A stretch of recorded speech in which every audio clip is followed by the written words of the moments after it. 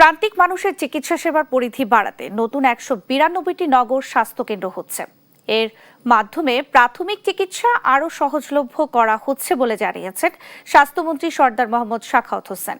বৃহস্পতিবার সকালে রাজধানীর হোটেল ইন্টারকন্টিনেন্টালে transforming urban primary health care in Bangladesh শীর্ষক অনুষ্ঠানে এই কথা বলেন তিনি।